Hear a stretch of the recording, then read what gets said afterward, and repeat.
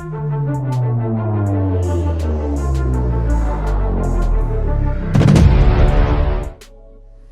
ini pertama kalinya seumur hidup saya dapat kesempatan untuk ketemu Pak Presiden. Hari ini dalam rangka perkenalan antara para putri Indonesia sebagai generasi muda, sebagai perempuan berdaya dengan Bapak Presiden dalam rangka untuk bersinergi agar kedepannya kita bisa menyuarakan program-program kerja pemerintah dan mendukung pembangunan Indonesia.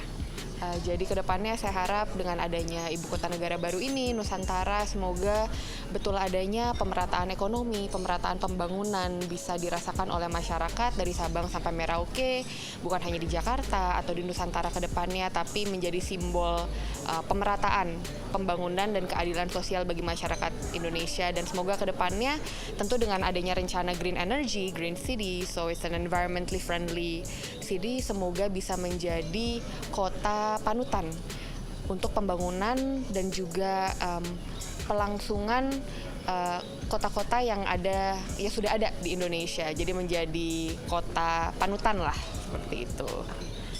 Kesempatan ini merupakan kesempatan berharga dalam hidup saya pastinya, karena ini kali pertama saya untuk hadir di hadapan Bapak Presiden dan berbicara dan bertukar pikiran tentunya untuk masukan dan kritik dan saran saya terhadap ibu kota baru. Saya sangat mendukung pastinya, karena pasti ada sisi positif dan negatif dan pro dan kontra, tapi menurut saya apapun keputusan dari Bapak Presiden adalah yang terbaik untuk bangsa dan negara kita. Karena dapat dilihat dari Provinsi Aceh sendiri, tentunya infrastruktur yang ada di Aceh sangat-sangat mengalami kemajuan. Tentunya yang ada di Aceh saat ini adalah tol. Nah, semoga harapan kedepannya tidak hanya satu provinsi aja yang dapat dimajukan, melainkan seluruh provinsi yang ada di Indonesia dapat maju dan pemerataan ekonomi tentunya, sesuai dengan harapan Bapak Presiden juga. Perasaannya istimewa banget karena pertama kali bertemu dengan Bapak Presiden Joko Widodo dan beliau sangat ramah, menjamu kami dengan sangat baik. Dan tadi ada sesi diskusi tentang bagaimana apa yang dapat kita lakukan sebagai finalis Putri Indonesia, juga apa yang dapat kita suarakan kepada masyarakat tentang isu-isu yang dapat kita bagikan ya tentunya. Dan ini sangat penting karena supaya memajukan dari sisi ekonomi dan pariwisata. Tentunya juga sebagai finalis Putri Indonesia sendiri, ini adalah kesempatan kita sebagai platform yang memiliki wadah untuk menjadi inspirasi banyak orang.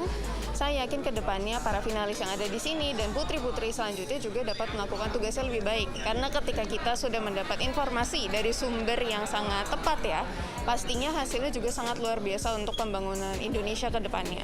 Dari segi ekonomi sendiri dan juga tadi kita disebutkan bahwa harapannya ke depan tidak hanya di Jawa sentris, tapi kita bisa Indonesia sentris. Jadi segala sesuatunya bisa menyebar luas. Saya sendiri perwakilan DKI, tapi sangat bangga jika Indonesia harus pindah ibu kota ke Provinsi Kalimantan. Itu adalah kesempatan besar juga, karena DKI Jakarta sendiri punya banyak potensi yang mungkin belum terlihat. Karena juga sebagai pusat pemerintahan, mungkin saat kedepannya akan memiliki banyak potensi baru dari segi infrastruktur dan lain-lainnya.